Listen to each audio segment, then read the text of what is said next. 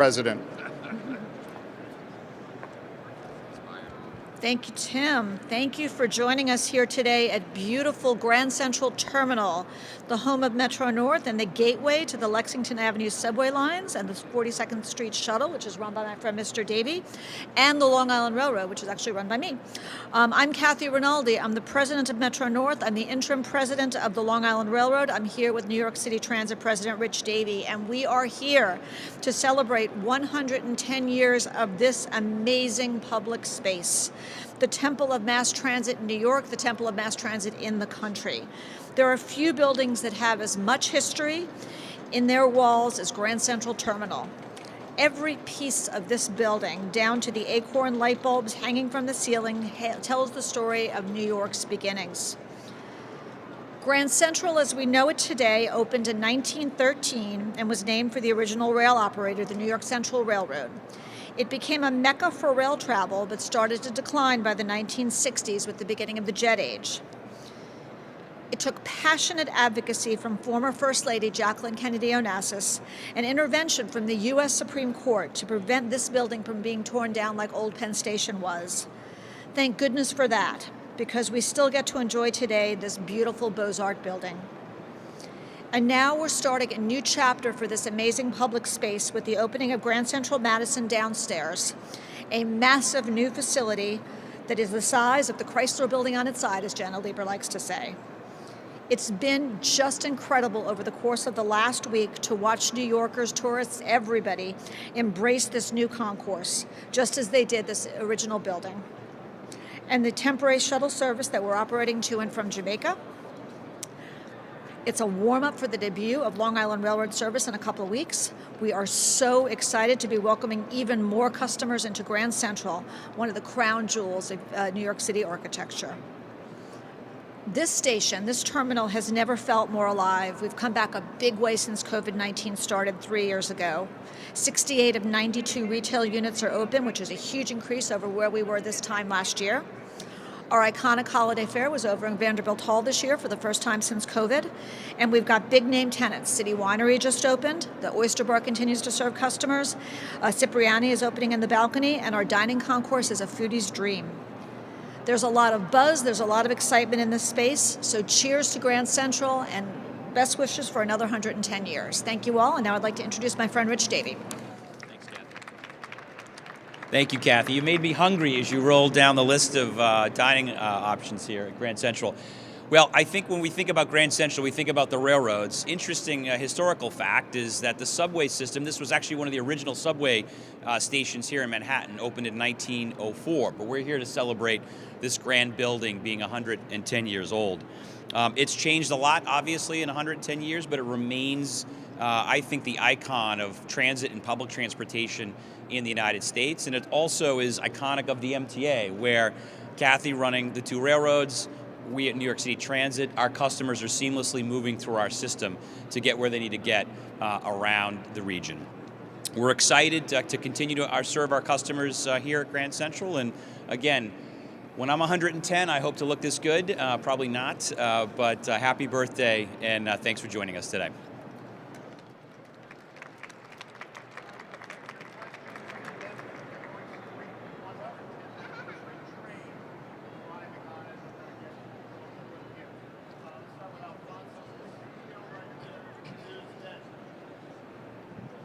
Hello. I've got a few questions, so bear with me. I'll try to go in order of importance in case you guys cut me off. A few. Firstly, regarding Grand Central Madison, you just said a couple weeks. I know last week you were saying 3 to 4 weeks. So is that to say we're a week in? Is it now 2 weeks out? Or at some point, do you give a date for opening a full service and it's 3 to 4 weeks from that point?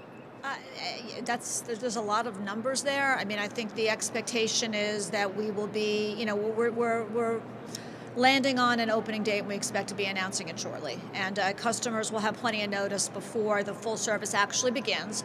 As you can see down there, people are really taking advantage of the orientation service. We're getting great feedback in terms of the connectivity to the east side. But communicating with our customers is obviously really important. They'll have plenty of notice before we start the full schedule. From when you announce that date, is it 3 weeks from then? I'll let you know when we announce the date. Okay. So secondly, yesterday the governor released the executive budget, included some new aid for the MTA. We've heard from some folks, certainly Republican lawmakers, not happy about the payroll tax going up. They say they want to see more of an effort from the MTA to cut costs. I know you can only speak for yourself, but can you talk about your efforts to reduce costs at the Long Island Railroad, and will they include potentially taking a harder line with unions in the next round of contract negotiations? Listen, I mean, I don't speak about collective bargaining, but we have an excellent partnerships with our unions. We would not be here with GCM and running the service that we're running without the excellent partnerships that we've built over the years. Yeah, I mean, I think it's incumbent upon the entire MTA family, Mr. Davey, myself, the rest of the agency, to identify cost savings and efficiencies wherever we can. No question about that. But the one thing that I would say, to those Long Island electeds, like, oh my gosh, in a few weeks we're going to be running 40% more service. We're going to have a robust reverse commute, which the Long Island business community has been looking for decades. Long Island is getting a lot of love from the MTA these days, and deservedly so. It's an engine of the economic vitality of the whole region, and we're excited about that new service and the investments that have been made in Long Island over the years. Last thing for me. On Monday, you gave on-time performance numbers and ridership numbers for 2022, both very strong. Yeah. It was, I think, a fraction of a percentage down on-time performance from your record number last year, even though ridership was up about 50%. Yeah. Jano called it the best year for Long Island Railroad under real-world conditions. So what's behind that? If it's not just that ridership is down, what's behind the strong on-time performance? And do you expect you'll be able to maintain it even as ridership continues to return? Yeah, I mean, I think that, there's a lot that, I run both railroads, right? I mean, a lot goes into, operating trains, safely and on time. And one of, I think, the most important things that we talk about on both railroads are making the necessary investments in the infrastructure that are necessary to ensure that you don't have, unexpected delays because of switch hangups or any of the other things that can happen. So I think, you're beginning to see on both railroads the real payoff with respect to those years of investment in the infrastructure. It really assists with respect to on-time performance. And third track will only help that, right? You've got that redundancy on the main line that you never had before. You've got second track, which opened a little bit earlier, which gives you, that more flexibility out, out east on Ronkonkoma. So, those investments, both the network expansion investments as well as sort of the state of good repair investments, really, really help service reliability, which kind of reinforces the benefit of the capital program and the investments we're going to be making in the future. How you doing? Hi, Kathy. Thanks. Two topics. First question is about I'm doing a story on finding around Grand Madison. I'm sorry, say that again, please. I am doing a story about finding your way around Grand Central Madison. Yep. People, commuters I'm speaking to, they give rave reviews. It's clean. They love it. Yeah. Architectural feat. They say the signage needs to be better. It's easy to get turned around. It's easy to miss symbols. So what are you collecting in terms of feedback on that? And how can you improve the signage here, or is this all set in stone, so to speak? No, it's not set in stone at all. And, we're getting feedback. We've got a lot of station ambassadors down there from the Long Island Road where we're getting feedback from the people who are sort of interacting with our customers on a day-to-day basis. We also obviously have customer complaint lines. So, we're aware of the issue that, it's a big, vast space and not necessarily intuitive in terms of how you navigate to the various entrances and exits. So this is going to be iterative. We're really taking the feedback to heart, and, we're getting together sort of an internal group to be able to identify possibilities and opportunities to be able to improve the wayfinding and signage. Absolutely. Great. And then just a second question. You've been at the head of both railroads at the MTA. Why does Metro North run much more efficiently than Long Island Railroad? All right, so I guess my response to that would be two completely different systems. I don't want to really get into the weeds of efficiency versus not efficiency. I think, we're at a place now, two completely different systems. Metro North just had its 40th anniversary. Long Island Railroad's been around since 1830. Very different networks. You've got the three main lines here.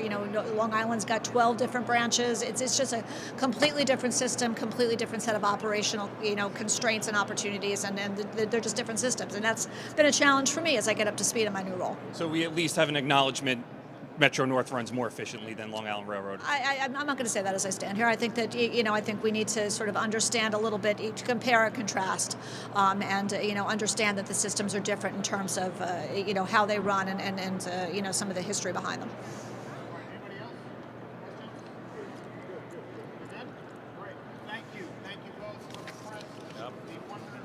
Thank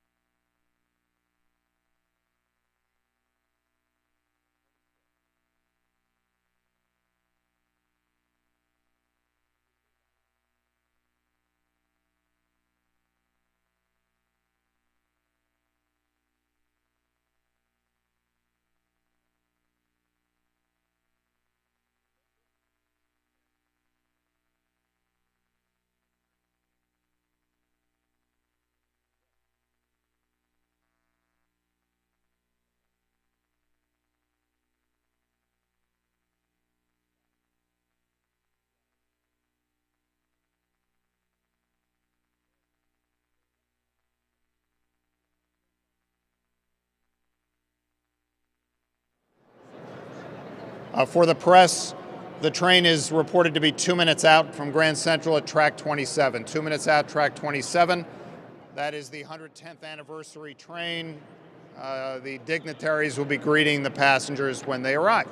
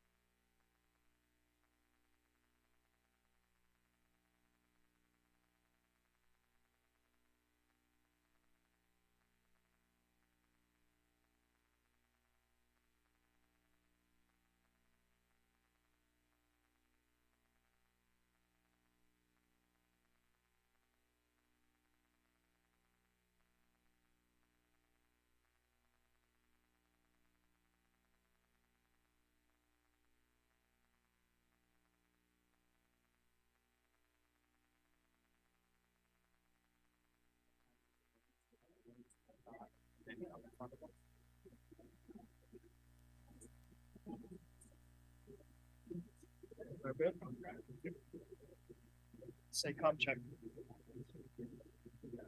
Hey, it's Dave for a com check. You guys good? Hey.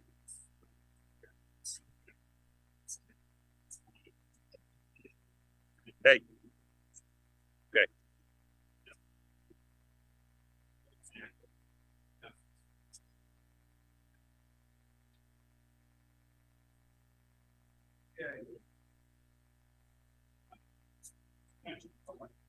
Appreciate it.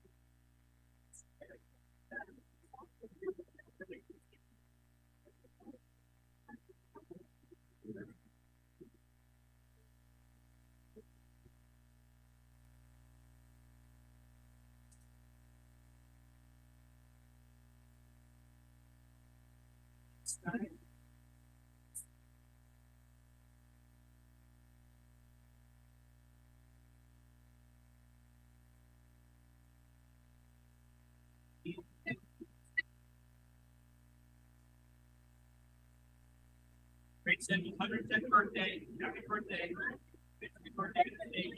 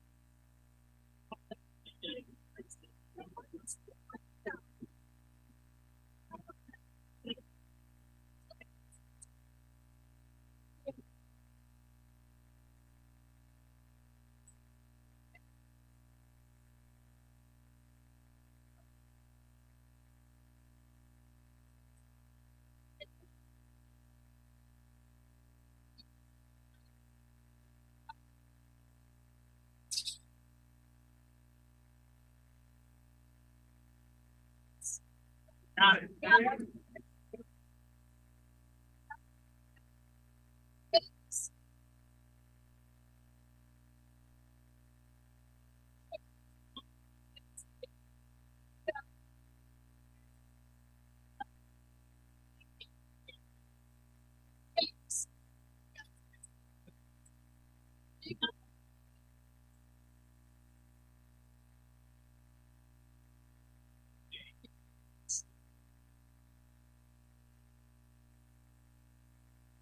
All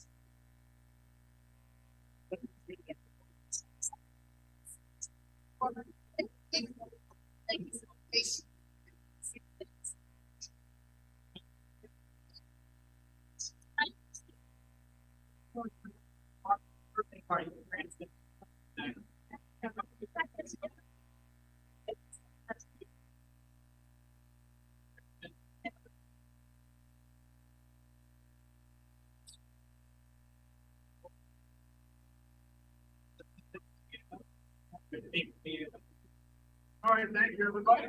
Because on your left. Is it one left? Or 10, yeah, anyway. Pretty good.